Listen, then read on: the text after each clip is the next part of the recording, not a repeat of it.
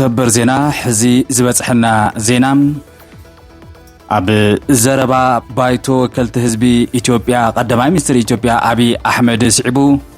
መቕተልትን ማእሰርትን ምፍንቓልን ምዕራብ ትግራይ ኣዝዩ ወሲኹሎ ዝብል ዜና ወፂሎ እዚ መግለጽ እዚ አብይ አሕመድ ድሕሪ መደርኡ ምዕራብ ትግራይ ኣብ ሓድሽ ቅልውላው ኣትያላ ዝብል መግለጽ እውን ካብ ትግራይ ክነስዕቢና ህዝባዊ ወያነ ሓርነት ትግራይ ድማ ብኻልእ ገጽ ብዛዕባ ውድቡ ዘውፅኦ መግለጽ እውን ኣሎ ንሱ እውን ክነስማዓኩም ኢና ካብ መቐለ ሕዚ ቅድሚ ደቃይቕ ዝወፀ ዜና ናቕፋ ወይ እውን ገንዘብ ኤርትራ ኣብ መቐለ እንታይ ይገብር ኣሎ ናቕፋ ኤርትራ ኣብ ትግራይ መዘራረብ ብዛዕባ ኮይኑ ምቕጻሉ ጥራይ ዘይኮነስ ሕጂ ካብ ዶ ብሓሊፉ ናብ ከተማ መቐለ ብሰፊሑ ይኣቱ ከም ዘሎ ዘሪፖርተር ዘውፅኦቶ ጸብጻብ ኣሎ እውን ሕጂ ክትሰምዕዎኹም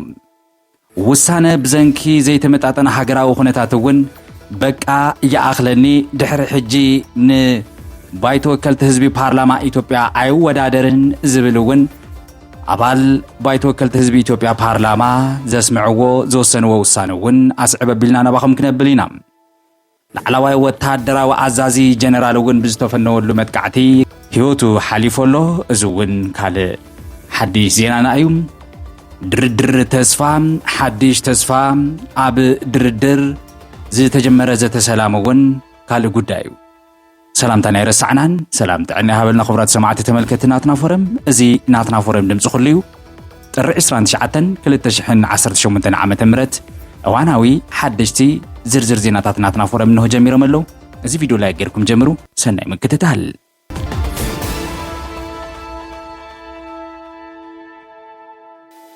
ድሕሪ መደረ ቀዳማይ ሚኒስትር አብይ አሕመድ ኣብ ፓርላማ መቕተልትን ማእሰርትን ምፍንቓልን ወሲኸሎ ዝብል መግለጺ ምዕራብ ትግራይ እታ ንነዊሕ እዋን ብጎንፂን ዘይምርግጋእ እንትሳቐ ዘላ ከባቢ ድሕሪ እቲ ቀዳማይ ሚኒስትር ኢትዮጵያ አብይ አሕመድ ኣብ ባይቶ ወከልቲ ህዝቢ ፓርላማ ዝሃብዎ መግለጺ ናብ ዝኸረረ ኩነታት ምትህልላኽ ከም ዝተሰጋገረ ተሰሚዑ ኣሎ ጽላል ሲቪል ማሕበረሰብ ምዕራብ ትግራይ ሲማመት ሕዚ ኣብ ዘርግሐቶ ሓድሽ መግለጺ ኣብ ጸለምትን ሙሉእ ምዕራብ ትግራይን ምፍንቓል ማእሰርቲን ጭዋያን ብሓይሊ ምምዝባልን ብዝገደደ መልክዑ ቀፂሉ ኣሎ ቀዳማይ ሚኒስትር አብይ አሕመድ ድሕሪ መደርኡ ምዕራብ ትግራይ ኣብ ሓድሽ ቅልውላው ኣትያ እዩ ዝብል እዚ ብዝርዝር ዝወፀ መግለጺ ካብ ዝሓለፈ ሰሙን ጀሚሩ ኣብ ከባቢ ጸለምቲ ዝነበረ ኩነታት ምጥንቃቕ ምስቲ ቀዳማይ ሚኒስትር ኣብ ባይቶ ዝሃቦ መደረ ተደማሚሩ ኣብ ኩለን ካብታት ምዕራብ ትግራይ ኣዝዮም ዘተሓሳሰቡ ሓደሽቲ ተርእዮታት ይረኣዩ ኣለዉ በቲ መግለጺ ቀዳማይ ሚኒስትር ዘስምዖ ዘረባ ንዝነበሩ ጸገማት ምዕራብ ትግራይ ከም ዘጋደዶም ብንጹር ኣስሚሮሎ ሲማመት እዚ ድሕሪ መደረ ቀዳማይ ሚኒስትር አብይ ኣብ ጸለምትን ዞባ ምዕራብ ትግራይን ዝርከቡ ነበርቲ ሰልፍታት ክገብሩ ገንዘባዊ ሓገዝ ክህቡ ይግደዱ ከም ዘለዉ እውን ሲማመት ሓቢር ኣላ ሰልፈይ ወፅን ወይ እውን ገንዘብ የብለይን ዝበለ ሰብ ድማ ብሽማሽም እንዳተለጠፈ ናይ ምግላልን ካብ መረበቱ ናይ ምስጓግን ተግባራት ከም ዝፍጽሙ ንምርዳእ ክኢል ኣለኹ ይብል እዚ መግለጺ እዚ ተግባር እዚ ንነባር ከባቢ ዝያዳ ስነ ኣእምራዊ ማሕበራዊ ስቃይ ከም ዘስዕበ እውን ተገሊጹ ቀዳማይ ሚኒስትር አብይ ብዛዕባ ሪፈረንደም ኣመልኪቶም ኣብ ባይቶ ዘስምዕዎ መደረ ኣብ መላእ ምዕራብ ትግራይ ዘደንግጹ ሓደሽቲ ተርእዮታት ከም ዝተፈጠረ ምግላጹ ሓበሬታ ብምሕባር ካብ ክልላት ኦሮምያን ቤንሻንጉል ጉሙዝን ዝተመዛበሉ ተወለድቲ ክልል ኣምሓራ ኣብ ምዕራብ ትግራይ ክሰፍሩ ምግባር ጸልእን ቅርሕንትን ሰብኩን ኩናት ዘጓሃሩ ተኸታተልቲ ኣኼባታት ሰልፍታት ከም ዘካየዱ እቲ ማሕበር የፍሊጡ እዚ ድማ ንሰላማዊ ህይወት ነበርቲ ምዕራብ ትግራይ ዝያዳ ኣብ ሓደጋ ዘወድቕ ተርእዮ ኮይኑ ሲማመት ህዝቢ ምዕራብ ንነዊሕ እዋን ኣብ ስደት ኮይኑ ዘሕልፎ ዘሎ ስቃይን መከራን ከይኣክል ሕዚ ድማ ብሓይሊ ኣባሮም መረበቱን ሃፍቱን ዝወረሩ ሓይልታት ዝፍጽምዎ ዘለዉ ተቋሻሓይ ተግባራት ነቲ ህዝቢ ተስፋ ዝግበረሉ ሰላማዊ ፍታሕ ኣብ ሓደጋ ወዲቑዎ ኣሎ እዞም ተርእዮታት ንህዝቢ ናብ ዘይተደለየ ስምዒት ጎንፅን ብርሰትን ቅድሚ ምእታው መንግስቲ ፌደራል ተመዛበሊ ዝበሎ ህዝቢ ብውሕስ መንገዲ ናብ መረበቱ ክምለስ መንግስታዊ ግቡኡ ክዋፃእ እውን ኣብዚ ዘውፅኦ መግለጺ ስማመት ፀዊዕ ኣላ እዚ ከምዚ ኢሉ እንዳሃለወ ካብ ትግራይ ብኻልእ ገጽ ብኻልእ መልክዕ ድማ ዝወፀ መግለጺ ብሔራዊ ሓድነት ንምውሓስ መሰር ርእሰ ውሳነና ክትብል ርእሲ ዝሃበቶ መግለፂ ህዝባዊ ወያነ ሓርነት ትግራይ 11 ለካቲት ህዝቢ ትግራይ ንመሰሉን ረብሑን ዝስለፈሉ አንጻር ኩሎም ባህግታቱ ዝኾኑ ጸላእቱ ኣልዩ ዓኦት ዝሓፈሰሉ ዕለት እዩ ዝበለ ዝመግለጺ ሎሚ ዘመን መበል 51 ዓመት ምጅማር ዕጥቃዊ ቃልሲ ውድብ ህዝቢ ወያነ ሓርነት ትግራይ ብሄራዊ ሓድነትና ንምሓስ መሰር ርእሳን ውሳነ ብዝብል መሪሕ ሓሳብ ክኽበር እዩ ኢሉ ድማ መግለፂ ወፂኡ ኣሎ። እቲ ልዕሊ ኢሉ ዝወፀ መግለፂ ሲማመት ኣብ ምዕራብ ትግራይ ህዝቢ ይጸንተሎ ህዝቢ በብፈቐድኡ በረኻ ተበቲነሎም ኣይኮነን ዓርሰ ውሳነን ካልእትን ንምንባር እውን ኣብ ዘይኽእለሉ ባይታ በፂሐሎ ተባሂሉ መግለፂ ኣብ ዝወፀሉ ድሕሪ ቁርብ ደቃይቕ መግለፂ እምበኣር ሕወሓት ጸላእቱ ዓልዩ ዓወት ዝሓፈሰሉ መዓልቲ እዩ ለካቲት 11 ብዝብል ዘውፅኦ መግለፂ ኣብ ኩለን ገጠር ወረዳታት ከተማታት ትግራይ ነቲ ሕዚ ዘለናሉ ኩነታት ኣብ ግምት ዘእተወ ህልውናና ብዝረጋግፅ መንገዲ ክኽበር ምዃኑ DW ትግራይ በብኸባቢኡ ካብ ዘለዎ ኣካላት ኣመራርሓ ዝረኸቦ ሓበሬታ የመላኽት ክብል እውን ተወኪሱ ዝተጸብጸበ ዜናም 11 ለካቲት ምእንተ ህዝቢ ዝተሰውኡ ጀጋኑ እንዝክረሉ ዕለት እውን እዩ ዝበሉ ርእቶኦም ዝሃቡ ሕዚ ዘለልና ከቢድ ዝተዳረበ ጸገም ሰጊርና ናብ ዝለዓለ ብራኸ ክንድይብ ኣብ ሓድነት ምስራሕ ይግባእ ኢሎም እዩ ዝብል እዚ ዜና እዚ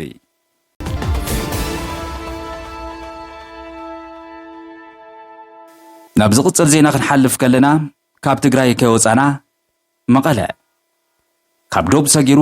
ናብ ማእኸል ትግራይ ልቢ ትግራይ መቐለና ዝኣቶ ዛዕባ ናቕፋ ኤርትራ ኣብ ትግራይ ናቕፋ ኤርትራ ኣብ ትግራይ መዘራረቢ ዛዕባ ኮይኑ ምቕጻሉ ጥራይ ዘይኮነስ ሕጂ ካብ ዶባት ሓሊፉ ናብ ከተማ መቐለ ብሰፊሑ ምእታው ይግለጽ ኣሎ።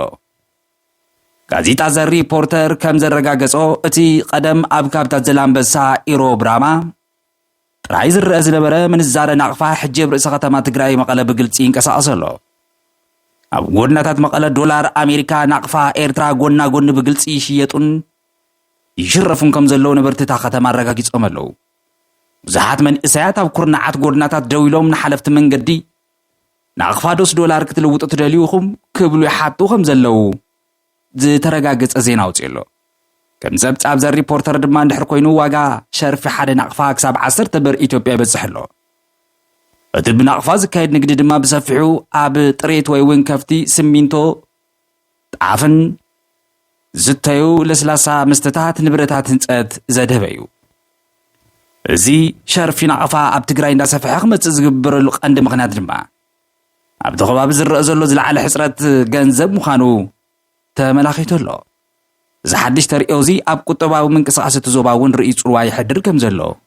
ዝገልጽ ዜና ሕጂ ወፂኡ ዘሎ።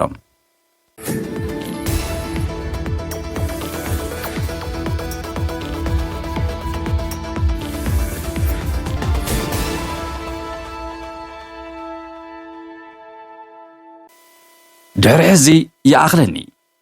ዶክተር ደሳለኝ ጫኔ ንመረፃ ከም ዘይወዳደር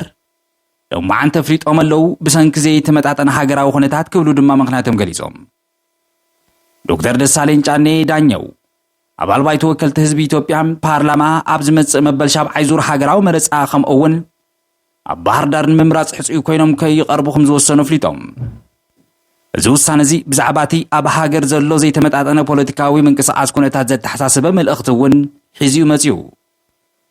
ዶክተር ደሳለኝ ኣብቲ ሎሚ ንነበርቲ ከተማ ባህር ዳር ንመላእ ህዝቢ ኢትዮጵያን ዘመሓላልፎ መግለፂ ናብዚ ውሳነ ዝበፅሐሉ ቀንዲ ምክንያት ክብሉ ዝገለፅዎም ኣብዚ ሕዚ እዋን ኣብ ሃገር ዘሎ ኩሉ ኩነታት ነፃ ሰላማውን ፍትሓውን መረፃ ንምክያድ ዝሕግዝ ምቹዕ መደላደል ስለዘየለ 5 ተወሰኽቲ ዓመታት ኣብ ባይቶ ምጽናሕ ንህዝቦም ዝኾነ ረብሓ ዘይብሉ ምዃኑ ብምርዳእ እዚ ድማ ኣብ ፓርላማ ዘሎ ዘይምዕሩይ ኣሰራርሓ ደገፍ መንግስቲ ብበዝሒ ድምፂ ተቃወምቲ ኣባላት ዝስምዐሉ ዕድል ከም ዘይብሉ ብምምልኻት እዩ። ዋላ እኳ ብሕታዊ ብዝኾነ መንገዲ ክወዳደሩ ከም ዝሓሰቡን ተገለጹ ገለ ፖለቲካዊ ውድባት ግን ኣብ ባህር ዳር ይኹን በአዲስ ኣበባ ኣብ ዝድለይዎ ቦታ ከም ሕፁይ ክቐርቡ ዕድል ከም ዝውሃብዎም ዶክተር ደሳለኝም ጠቂሶም። ይኹን እምበርተን ዝቐረባሉ ሕቶታት ካብ ውድድር ወፃኢ ዝኾኑ ከም ዝምረፁ እዮም ኣፍሊጦም። እዚ ድማ ኣብዚ እዋን ዝኾነ ፖለቲካዊ ስራሓት ከም ዘይእመን ዘርኢ እዩ። ዶክተር ደሳለኝ መበል 6ይ ዙር ናይ ባይቶ ወከልቲ ፓርላማ ኣገልግሎቶም ክሳብ ዝመፅእ ወርሒ ሰነ መጨረሻ ከም ዝቕፅሉ ብምፍላጥ ድሕሪኡ ሃገሮም ህዝቦም ብኸመይ ከገልግሉ ከም ዝደልዩ ንዝመፅእ ግን ክሓስበሉ እዮም ኢሎም ኣለዉ።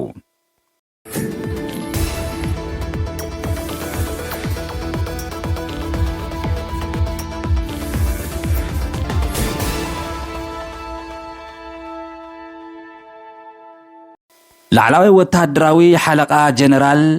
መጥቃዕቲ ኣብ ማእኸል ሞስኮ ዝተፈጸመ መጥቃዕቲ ጀነራል ላዕላዊ ኣዛዚ ሰራዊት ሩስያ ሓደ ካብቶም ቀንዲ መሃንድሳት ኩናት ሩስያን ዩክሬንን ዝኾኑ ምክትል ሓለቓ ወታደራዊ ስለያ ሩስያ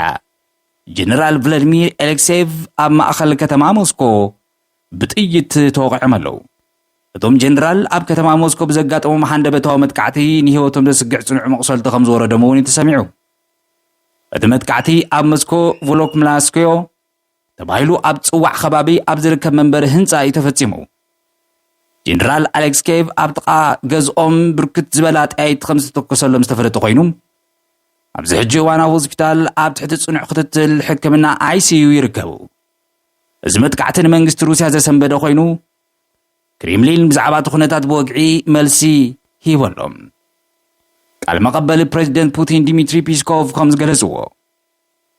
ፕሬዚደንት ፑቲን ብዛዕባ እቲ ዘጋጠመ ኩነታት ውፅጥ መግለጺ ከም ዝተዋህቦምን እቲ ጉዳይ ድማ ብላዕለዋይ ደረጃ ብጥንቃቐ ይምርመር ከም ዘለውን ኣረጋጊጹ። ጀነራል ኣሌክስኬቭ ቅድሚ ሕጂ ኣብ ሞስኮ ኣብ ምስ ዝነበረ መራሒ ጉጅለ ዋግነር ሪቬግኒ ፕሪጎዝን ንምትዕራቕ ንምድርዳር ካብ ዝተለኣኹ ውሱናት ሰባት ሓደ ምንባሮም ዝዝከር እዩ። እዚ ኣብ ልዕሊኦም ዝተፈጸመ መጥቃዕቲ እምበኣር ኣብ ውሽጢ ሩስያ ዘሎ ጸጥታዊ ኩነታት ዘተሓሳሰበ ምዃኑ ምልክት ከም ዝኾነ እውን ተንተንቲ ሓሳባቶም ክህቡ ጀሚሮም ኣለዉ።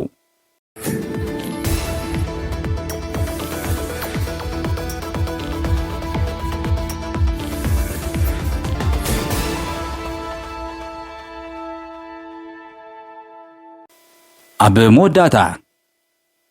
ኢራንን ኣሜሪካን ኣብ ዝተጀመረ ዘተ ሰላም ሓድሽ ተስፋ ኣብ መንጎ ኢራንን ኣሜሪካን ንነዊሕ ዓመታት ዝጸንሐ ምትፍናን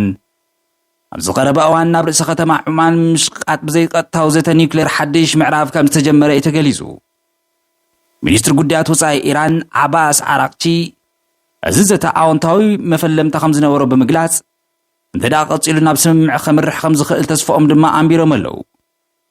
እዚ ዜና እዚ ብፍሉይ ድሕርቲ ኣብ ሰነ 2025 ከም ኣቆጻጽር ኣውሮፓ ክኸውን ዝኽእል ኩናት ዝብል ስግኣት ብዝያዳ ቃልቦ ይረክብ ኣሎ። ዓባስ ዓራቅቺ ንጋዜጠኛታት ኣብ ዝሃብዎ መግለጺ እቲ ኣብ ዕፁ ዝተኻየደ ዘይቀጥታዊ ዘተ ንኣመለኻኽታ ንስግኣት ሃገራዊ ረብሓታት ክልቲኡ ወገናት ብግልፂ ንምትልዋጥ ዓብዪ ዕድል ከም ዝፈጠረ ጠቒሶም እዚ ድማ ንዝምድናታት ክልቲአን ሃገራት ንምግንዛብ ዓብዪ ኣገዳስነት ከም ዘለዎ ገሊጾም ኣለዉ። ይኹን እምበር ሚኒስትር ዓራቅቺ ድሕርቲ ኣብ ሰነ 2025 ሕዚ እውን ከም ኣቆጻጽር ኣውሮፓ ዝተባህለ ኩናት ኣብ መንጎ ክልቲኦም ሃገራት ዘሎ ዘይምትእምማን ነቲ ዘተ ዓብዪ ፀገም ኮይኑ ከም ዘሎ ኣሚቶም እዚ ድማ እቲ ዘተ ክሳብ ክንደይ ከም ዝቕጽል ናይ ስምምዕ ከም ዘብጽሕ ንምግማት ዘጸግም ገይርዎ ኣሎ። ዝርዝር እቲ ዘተ ኣብ መዓልትታት ዝቕጽል ምይይጥ ኣብ ርእሲ ከተማታት ክልቲአን ሃገራት ክውሰን ምዃኑ እቲ ሚኒስትር ወሲኾም ኣፍሊጦም። ኣብ ዝመጽእ ዕለት ምስ ዑማናዊ መዘንኦም ብምምኽኻር ክውሰን እዩ። እዚ ድማ ዑማን ኣብ መንጎ ክልቲአን ሃገራት ዘሎ ዓብዪ ግደ ከም እትጻወት ዘርኢ ኮይኑ ኣሎ። እዚ ዘተ እዚ ብፍሉይ ድሕርቲ ዶናልድ ትራምፕ ኣብ ኢራን ዘስምዕዎ ተሪር ቃል ከምኡውን ድሕርቲ ኣሜሪካን ዘጋታታት ካብ ኢራን ክወፁ ዝሃበቶ መጠንቀቕታ ዝያዳ ኣቓልቦ ዝረኸበ ዜና እዩ። ኢራን ንፍትሓዊ ዘተ ድልውቲ እያ ትብል እምበር ንኩናት ድልውቲ ምዃና እውን ጎኒ ጎኒ እያ ትገልጽ እንትሕንን እዚ ኣብ ዕፁ ዝተኻየደ ወይ እውን ኣብ ምስቓጥ ዝተኻየደ ዘሎ ዘተ ናብ ሰላማዊ ፍታሕ ድዩ ዘምርሕ ወይስ ናብ ዝኸረረ ጎንፂ ዓለም